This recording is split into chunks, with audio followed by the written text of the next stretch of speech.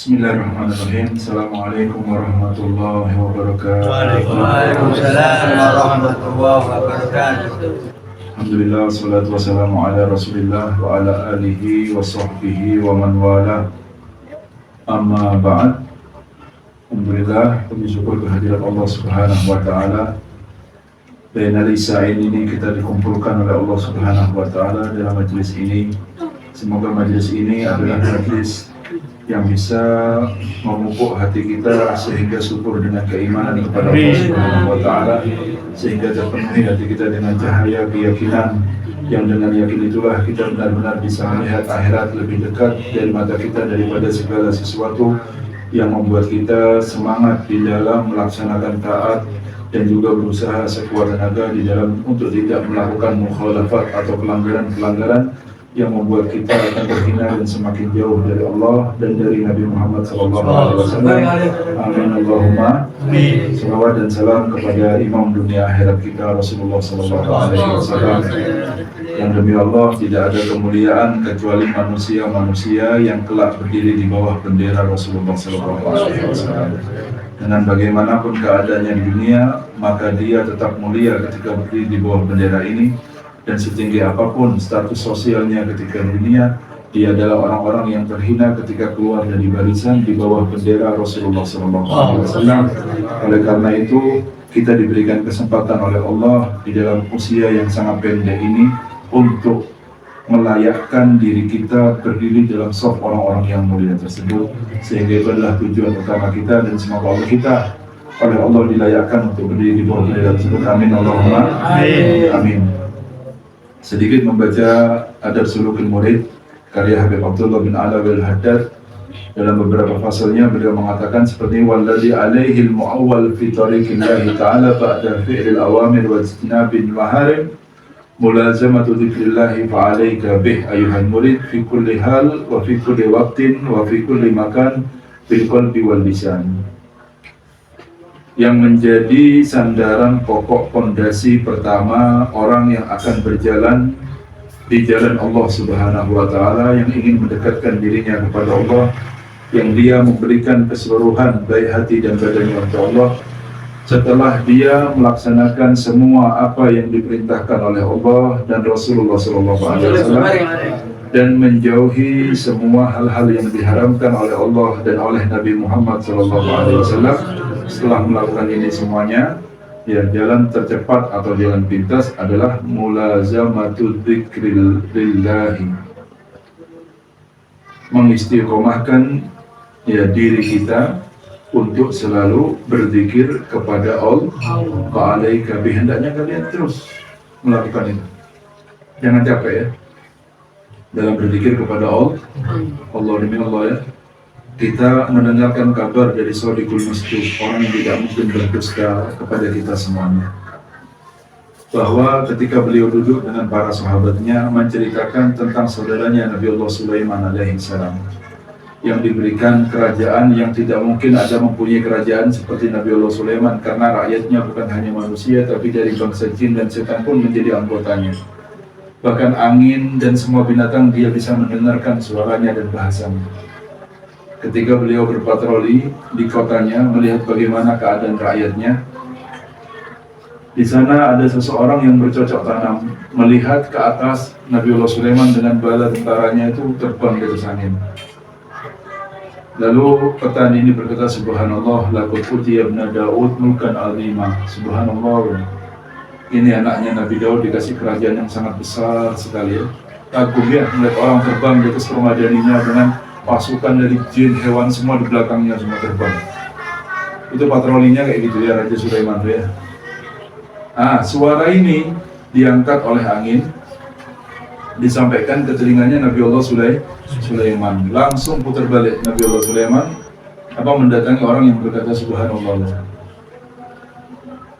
Lalu ketika sudah bertemu dengan tersebut, lalu berkata Nabi Allah Sulaiman, apa engkau yang berkata subhanallah barusan? Iya betul. Lalu lihat qasaman, beliau bersumpah, dan beliau adalah seorang nabi yang tidak mungkin berdusta. Ya, seandainya tidak bersumpah pun pasti akan jujur ucapannya. Apalagi sampai perlu meyakinkan dengan sumpah, demi Allah, perkataanmu subhanallah itu afdol min mulki. Itu lebih afdol daripada kerajaanku semuanya ini. Bal afdol minad dunya wa ma fiha. Bahkan lebih afdol daripada dunia dan seisi. Subhanallah. Ini diceritakan oleh Nabi Muhammad SAW, bercerita tentang saudaranya Nabi Allah Sulaiman. Saudara akhi Sulaiman, kata Rasulullah SAW. Tapi kapan kita akan mendapatkan natijah atau hasil daripada zikir yang kita ucapkan? Nanti di akhirat. Kita akan tahu harga setiap subhanallah yang keluar dari lisan kita. Kita akan tahu harga la ilaha illallah yang keluar dari lisan kita. Dan semua zikir-zikir yang baik tersebut kita akan tahu harganya, ya, ketika kita kelak di akhirat. Oleh karena itu, Rasul bahkan menyebutkan, ya, ada penyesalan bagi orang-orang yang masuk ke dalam surganya Allah Subhanahu wa Ta'ala. Kadang-kadang orang merasa aneh, kenapa orang masuk surga kok menyesal? Orang yang menyesal itu adalah orang yang masuk neraka. Ya, orang yang masuk neraka. Lalu dikatakan oleh Rasul sallallahu alaihi wasallam, "Lam yatahassar ahlul jannah fil jannah illa min sa'atin marrat alaihim lam yadhkurillaha ta'ala." Yang namanya orang ahli surga itu tidak pernah menyesal kecuali dengan beberapa masa di waktu kehidupannya, ya, dia bisa berzikir kepada Allah tetapi dia tidak melakukannya. Kenapa? Rasul memberikan bayan seperti ini. Seandainya, kata Rasulullah, ada dua manusia. Manusia ini ibadahnya sama, kualitas imannya sama, persis, timbangannya, rapotnya sama, imannya sama, amalnya sama, rapotnya sama persis. Jadi ibadahnya itu betul-betul sama. Ada dua orang, tapi yang satu itu lebih kalimat la ilaha illallah, atau yang satu lebih kalimat subhanallah. Lalu Rasul berkata apa? Derajatnya kelak di surga bagaikan kalian di bumi melihat bintang yang ada di atas sana. Berbeda apa? Berbeda satu la ilaha illallah dari dua orang yang sama persis nilai ibadahnya. Perbedaannya hanya apa? Satu kali la ilaha illallah. Dan ini perkataan bukan main-main, karena yang mengucapkan adalah Rasulullah SAW. Dan karena itu beliau Habib Abdullah mengatakan, ya, hendaknya kalian setelah melakukan semua yang diperintahkan, menjauhi semua yang diharamkan, maka kalian harus berzikir, banyak berzikir, istiqomah dalam berzikir kepada Allah Subhanahu wa Ta'ala. Ayyuhal murid fi kulli hal, wahai orang yang berkehendak untuk mendekat kepada Allah, fi kulli hal, dalam semua keadaan. Oleh karena itu kan orang-orang yang banyak berzikir dikatakan ulul albab sama Allah Subhanahu. Orang yang punya akal. Kenapa? Dia tahu bagaimana cara menghabiskan waktunya di atas muka bumi ini. Allah Subhanahu wa Ta'ala berfirman, "Inna fi khalqis samawati wal ardi wa ikhtilafil laili wan nahari la ayatin li ulil albab." Siapa ulul albab? Alladzina yadhkuruna Allaha qiyaman wa qu'udan wa 'ala junubihim. Yang namanya orang punya akal ini tahu tujuannya Allah, tahu surga nanti derajatnya tergantung dengan amal perbuatannya, tahu bahwa setiap zikir itu punya nilai yang tinggi. Dia tidak pernah menyia-nyiakan umurnya. Dia berzikir dalam keadaan berdiri, duduk, dan tidurnya tidak pernah lupa untuk ingat selalu kepada Allah. Mereka lah yang disebut dengan ulul albab. Makanya dikatakan, setelah kalian melaksanakan semua apa yang diperintahkan, menjauhi semua yang diharamkan, maka yang harus kalian lakukan untuk terus mendekat kepada Allah adalah istiqomah di dalam berzikir kepada Allah dalam semua keadaan, wa fi kulli waqtin, semua waktu, fi kulli makan, di semua tempat, ya, bil qalbi wal lisan, baik dengan hati ataupun dengan lisan kalian. Lalu ada yang mentakwil seperti ini. Ada zikir itu diartikan dengan makna zahir itu. Apa berzikir? Yang membaca la ilaha illallah, yang membaca subhanallah, yang membaca semua wiritan-wiritan yang kita baca itu namanya berzikir, ya, itu betul, tidak salah. Tetapi jarang sekali manusia itu untuk masuk kepada golongan ulul albab yang dikatakan oleh Allah, yang selalu ingat kepada Allah dalam keadaan berdiri, duduk, dan tidurnya. Karena semua keadaannya dia ingat sama Allah. Nah, ini bisa diartikan atau bisa ditakwilkan dengan manusia-manusia yang hidup dengan sunnahnya Nabi Muhammad SAW. Mau masuk rumah dia ingat sama Allah, membaca doa, ya, mau keluar rumah dia ingat sama Allah, membaca doa yang diajarkan sama Nabi Muhammad. Mau masuk kamar baca doa, keluar kamar baca doa, mau pakai baju baca doa, buka baju baca doa, masuk kamar mandi baca doa, setelah cewek baca doa, keluar kamar mandi baca doa. Ayo, mau makan baca doa, setelah makan baca doa, mau minum baca doa, setelah minum baca doa, bangun tidur baca doa, mau tidur baca doa, dan dalam semua keadaannya dia selalu mengingat Allah, berterima kasih kepada Allah dengan doa yang diajarkan oleh Nabi Muhammad SAW. Dengan itulah mereka itu adalah orang-orang yang selalu ingat kepada Allah, baik dalam keadaan berdirinya, duduk ataupun tidurnya. Mereka adalah ulul albab, orang-orang yang selalu hidup dengan sunnahnya Nabi Muhammad SAW. Ingat sama Allah dalam semua keadaannya, ya. Oleh karena itu, pelajari apa yang harus kita baca dalam semua keadaan kita. Bahkan Nabi cewek pun diajari kita doanya. Kurang apa lagi doa? Nah, bahkan tempat yang seharusnya kita tidak berdoa, kita diajarkan berdoa walaupun dengan hati kita, dengan doa yang tidak meninggalkan ada satu tempat, ada satu waktu kecuali Rasul mengajarkan kita apa yang harus kita lakukan pada tempat dan waktu tersebut. Ya, oleh karena itu Rasulullah SAW bersabda, "Taraktukum ala mahajjatil bayda." Saya ini meninggal dunia, ya, saya wariskan kepada kalian jalan yang terang benderang, lurus, padang. Sampai jangan belok-belok, jangan cari jalan lain, jangan berpikir ada jalan yang lebih baik. Enggak, ini jalannya Rasulullah. Kalau sampai yang kenceng lurus ikut dengan jalannya Rasulullah, finishnya adalah surganya Allah Subhanahu wa Ta'ala. Apa? Finishnya adalah surga. Mereka lah ulul albab. Mereka lah ulul albab. Mau pakai baju ingat, mau pakai sandal ingat, mau pakai semuanya ingat. Rasul bagaimana, kanan apa kirinya, bajunya kanan apa kirinya, semuanya diingat sama mereka. Mau wudhu sunnah-sunnahnya apa saja, selesai wudhu apa yang dibaca, mau mandi, setelah mandi, semuanya sesuai dengan ketika mandi bagaimana sunnahnya Rasulullah.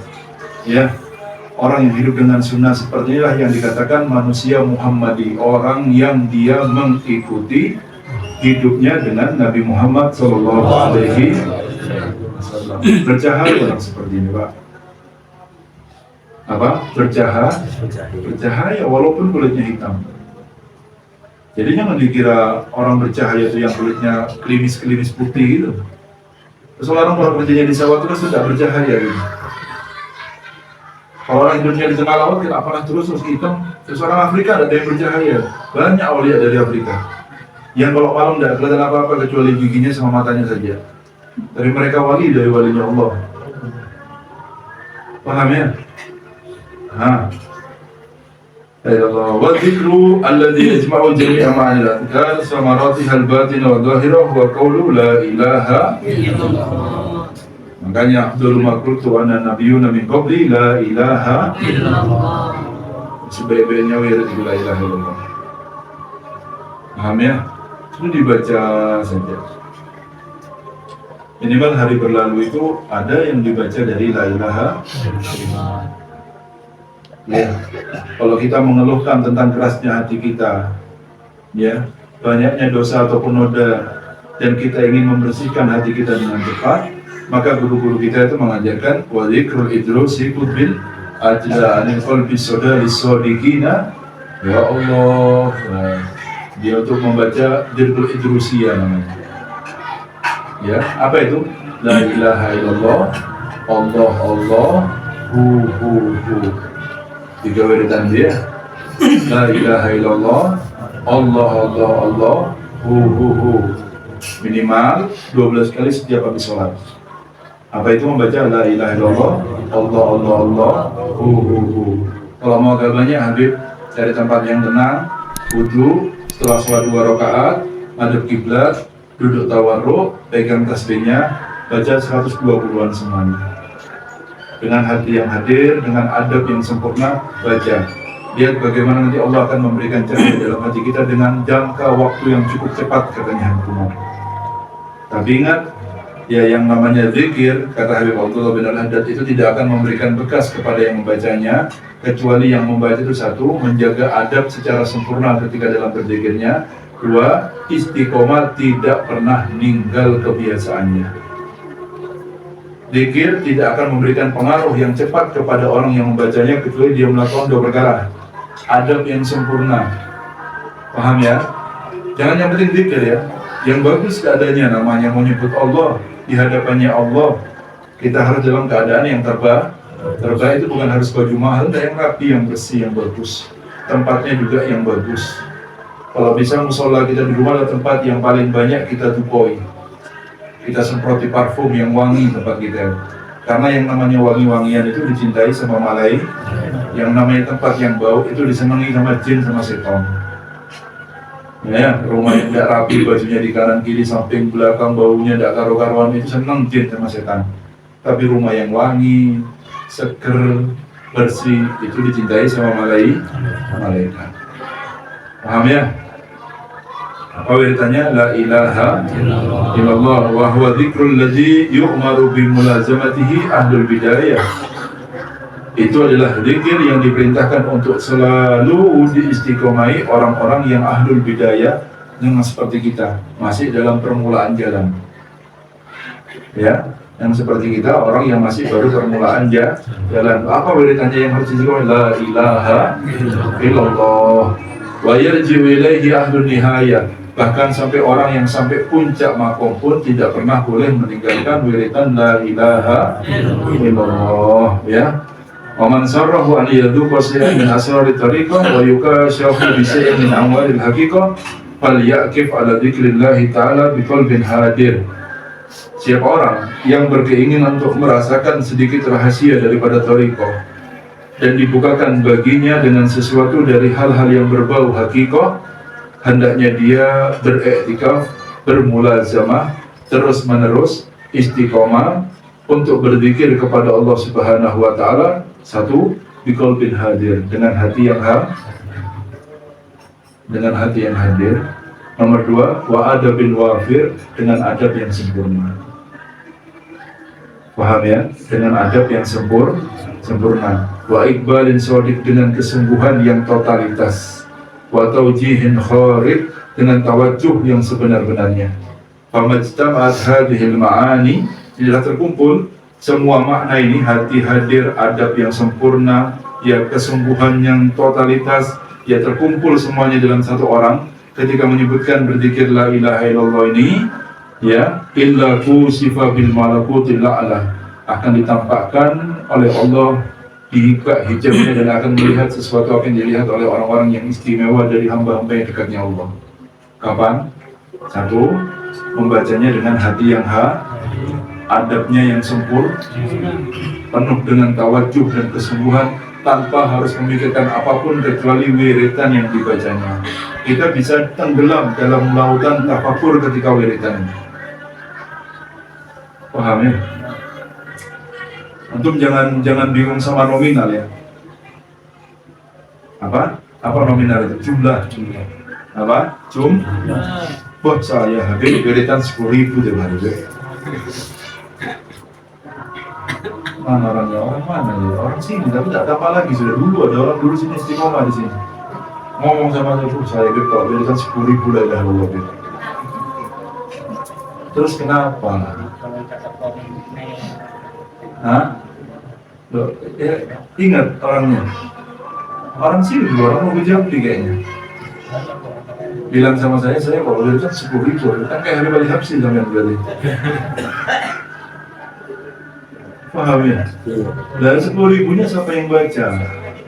Tahu enggak sama artinya la ilaha illallah?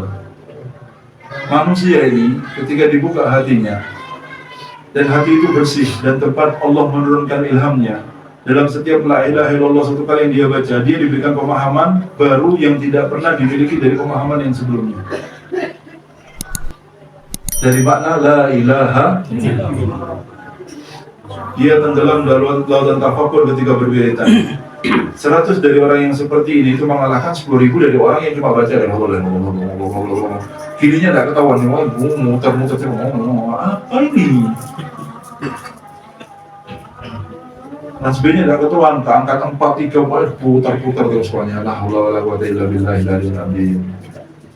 Yang tenang, mau apa? Mau susu kemana wiritan ini? Paham? Susu kemana? Yang tenang, tidak perlu banyak sampean. Yang penting istiqomah. Yang bagus adabnya, dinikmati di dalam setiap wiritan yang kita baca. Kalau bisa dipikirkan apa makna daripada la ilaha illallah, apa yang kita memahami dari la ilaha illallah? Ya, tidak ada Tuhan. Dalam artian tidak boleh ada yang kita sembahkan. Yang harus kita niatkan di dalam kehidupan kita kecuali hanya Allah. La uang, wala jabatan, wala keluarga, wala saudara, tidak ada semuanya itu. Karena mereka semua tidak pantas untuk kita tuhankan sehingga kita berniat untuk mereka. Yang pantas untuk kita tuhankan hanya Allah. Salah satu makna daripada la ilaha illallah. Silahkan jabarkan nanti yang lain. Itu akan dikasih pemahaman yang baru dalam setiap la ilaha illallah dari setiap apa yang kita baca. Paham ya? La keluarga wala pada ada. Niatannya harusnya hanyalah maksuda illallah. Tidak ada maksud kecuali hanya Allah. Begitu ya. La ilaha illallah wa talat ruhu haqaiqal alamil asfa wa sahadat ainu sirrihi jamalal aqdasil asma, kata beliau. Nah, kalau sudah seperti ini keadaan orang yang wiritan ini, tentunya dengan syarat-syaratnya ya. Ya, Allah menyebutkan salah satu syaratnya itu giginya, kuncinya untuk membuka pintu gaib ini adalah makanan yang halal. Ya, makanan halal. Sampai wiritan sampai usaha mulutnya, kalau makanannya haram ya percuma. Jadi ada syarat hal-hal yang harus dilakukan sebelum kita masuk ke zikir tersebut. Paham ya? Di antaranya adalah makanan yang halal dan taubah sholiqah, taubah dulu sebelum wiritan. Supaya hatinya bersih. Ketika bersih dia layak untuk menampung rahasianya Allah. Makanya kebiasaan dari para habaib di pesantren-pesantrennya ya, tidaklah mereka itu memulai pelajaran kecuali pasti santrinya itu dimulai dengan banyak membaca wirid. Pondok wariaki wiridan ini kapan belajar nih? Orang nggak ngerti bagaimana cara menulis. Ilmu itu bukan cuma yang dihafalkan, yang dibaca. Ilmu itu yang menampung hati. Sebelum menerima rahasia dan hati yang menampung, alangkah baiknya kalau hati itu kita siapkan dulu untuk menampung rahasianya ilmu itu. Dengan apa? Ya dengan wiridan. Setelah wiridan, israq baru mereka belajar murid-muridnya Habib. Kenapa? Pada saat itu hatinya siap untuk menampung ilmunya Allah Subhanahu wa Ta'ala. Paham ya? Kalau langsung belajar, ya akhirnya nanti ya badan tanpa ada ruhnya. Saya pernah ngasih gambaran seperti ini. Ya, badan tanpa ruh. Saya entahlah di majelis mana saya pernah berbicara ini. Kata-kata ulama. Apa itu ulama? Orang yang banyak ilmunya berarti. Ini orang terkenal dengan ilmunya banyak. Tapi tidak ada cahaya ilmu, yaitu rasa takut kepada Allah Subhanahu wa Ta'ala. Maka dia itu bagaikan badan tanpa. Saya kasih perumpamaan seperti ini, kayak ada banner besar di tembok sini nih, penuh bannernya besar, gambarnya harimau. Kira-kira orang yang melihatnya takut apa enggak? Hah? Enggak takut. Kenapa? Banner. Itu cuma gambar, tidak ada ruhnya. Coba kalau ada ruhnya macam sebesar itu, lari semua orang-orang. Itu cuma gambar. Jadi orang tidak takut, bisa dibeli gampang orang ini, walaupun banyak ilmunya. Allah itu ngomongnya tok, itu semua. Tidak sungkan sama sekali untuk berbicara, walaupun ilmunya banyak. Ketika tahu orang-orang sekitarnya bahwa dia tidak punya rasa takut sama Allah, dia itu bagaikan badan tanpa ruh.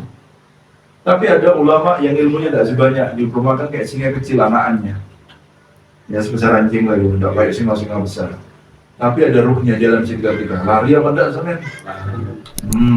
Ya begitulah perumpamaan di antara orang yang berilmu mempunyai cahaya ilmu dan orang yang berilmu tidak mempunyai cahaya ilmu, walaupun ilmu zahir yang dihafal banyak, tapi dia tidak ada cahaya ilmu sama sekali.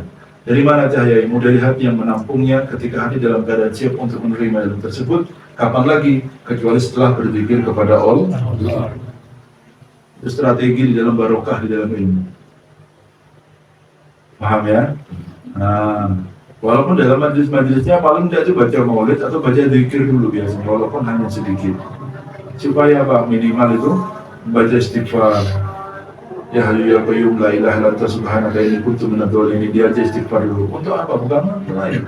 Supaya hatinya siap untuk menerima ilmu. Paham ya? La ilaha illallah. Ya.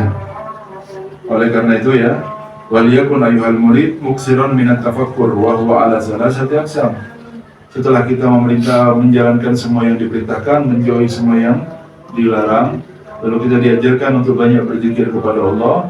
Cara yang keempat untuk mendekat yaitu memperbanyak untuk tafakkur. Yang pertama, at-tafakkur fi ajaibi qudrati wa badail mamlakati samawiyati wal ardiyah.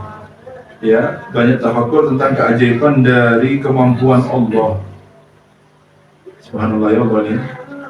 Sampai hari itu mikir, nah ini kenapa mata bisa ketap-ketip? Coba bayangkan kalau mulai terus kalau ada debu gimana kira-kira sampai matanya? Hah? Kenapa ketap-ketip? Kok melek terus gini?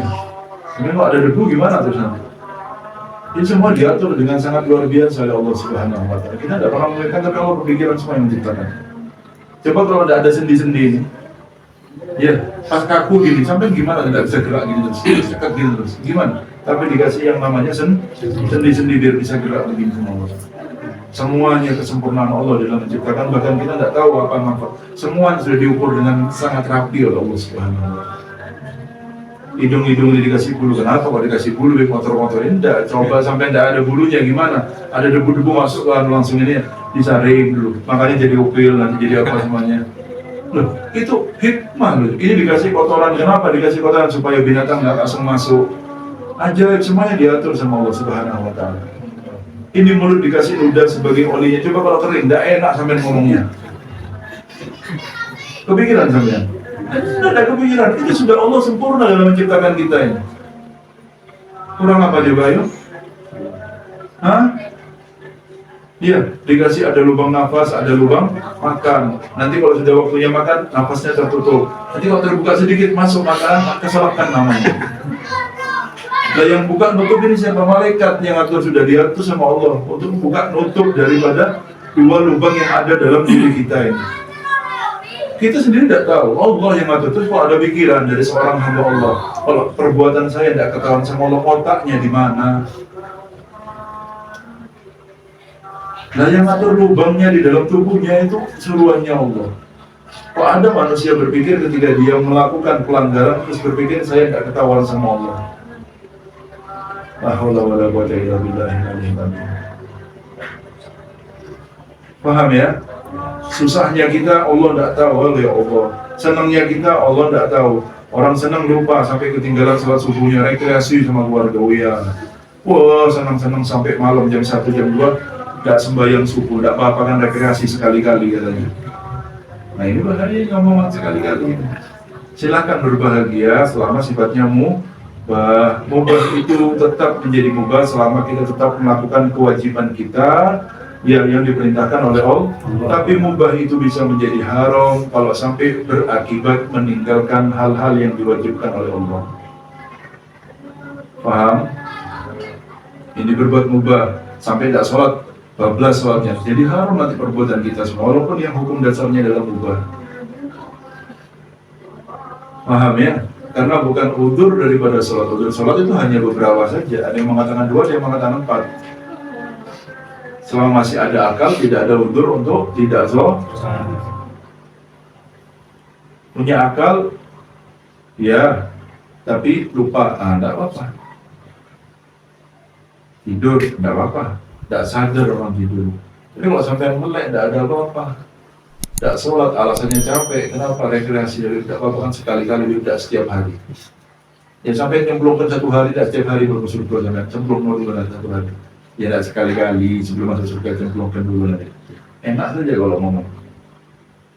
Silakan berbahagia selama tidak meninggalkan kewajiban yang Allah perintahkan kepada kita. Itu tafakur dalam ajaibnya ciptaan Allah.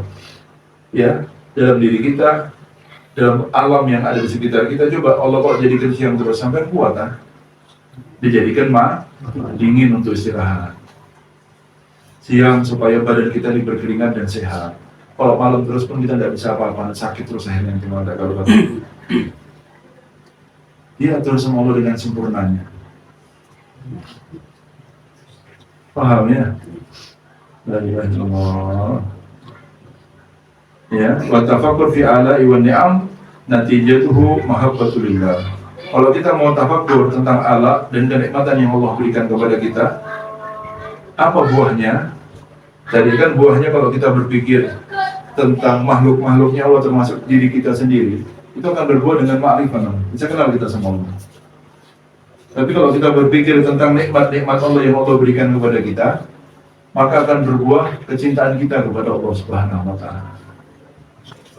Oh, apa? Wa bikum min nikmatin faminal. Kalau kita bisa rasa syukur. Iya, bisa membuahkan yang namanya cinta kepada Allah.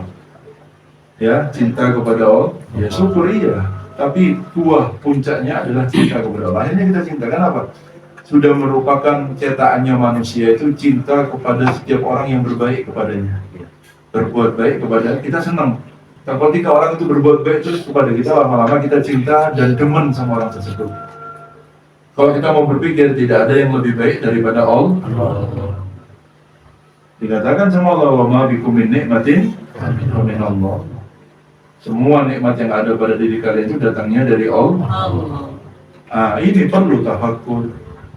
Ya Allah, alhamdulillah. Sampai kalau bingung tidak bisa saya tafakkur, sampai jalan-jalan ke rumah sakit seminggu sekali, supaya tahu sampai dikasih sehat itu nikmat besar dari Allah. Sampai yang dulu kan kadang-kadang uangnya kurang, nyebip-nyebip, alhamdulillah tapi masih sehat. Banyak orang kaya itu sakit, uangnya mau dihabiskan semua untuk beli sehatnya. Tanahnya dijual, asetnya dijual, kepingin apa? Sehat. Terakhirnya tetap mati. Uangnya sudah banyak habis, terakhirnya meninggal juga. Dan sampean yang dikasih sehat kurang bersyukur sama Allah. Makanya jangan memendekkan nikmat itu hanya sekedar ekonomi atau nominal uang.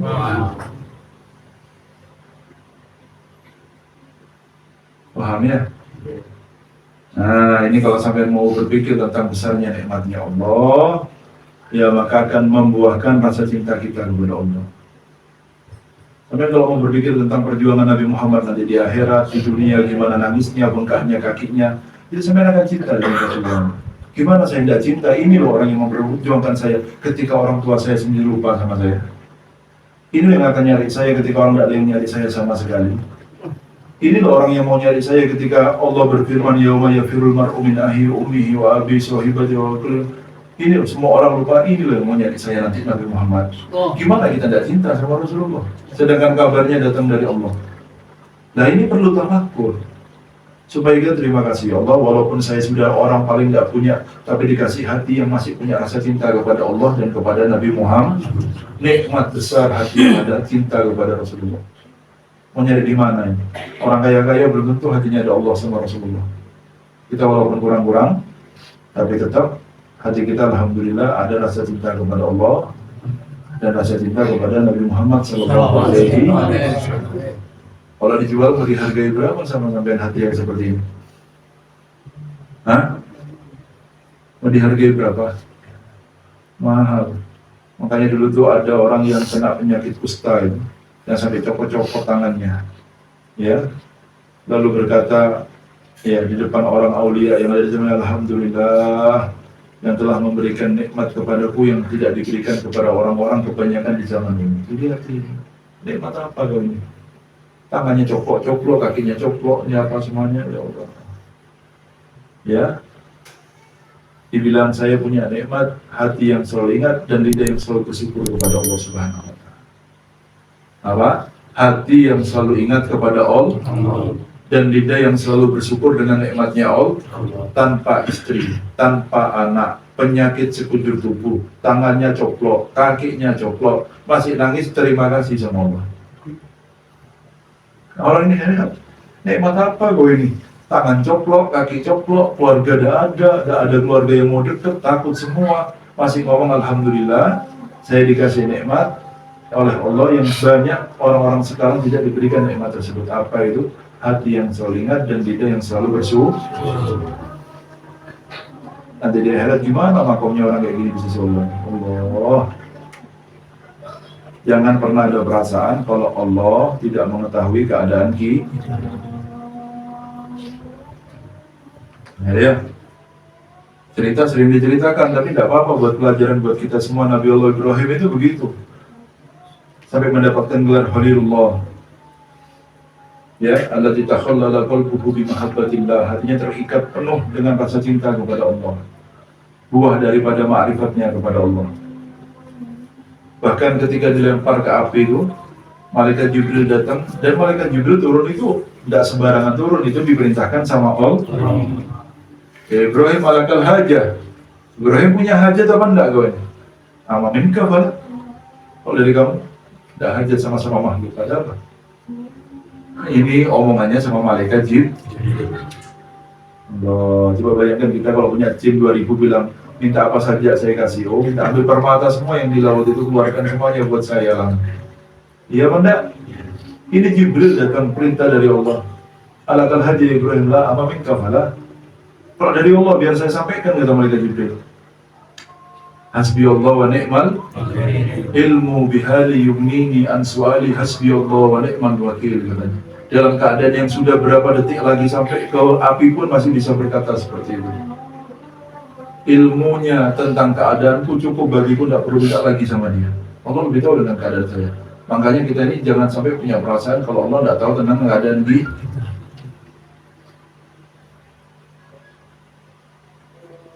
Mungkin antum ditunggu suaranya ketika malam untuk mengeluh. Jangan ngeluh sama manusia. Jadi sana nanti dibukakan jalan-jalan sama Allah Subhanahu wa Ta'ala. Jangan antum punya masalah, tidak bangun ketika malam. Kenapa? Stres ya, tidak bisa tidak. Makanya kan dikatakan ala bidzikrillahi tatma'innul qulub. Antum kurang ingatnya sama Allah. Bangun malam, minta maaf sama Allah. Ya, minta maaf, terus minta maaf, terus minta maaf. Seandainya orang ada dihitung, antum hitung saja ya. Dari malam ini misalkan dilingkari. Antum ada kesusahan keuangan sekarang ya mungkin ya. Ya, antum lingkari tanggalannya mulai malam ini.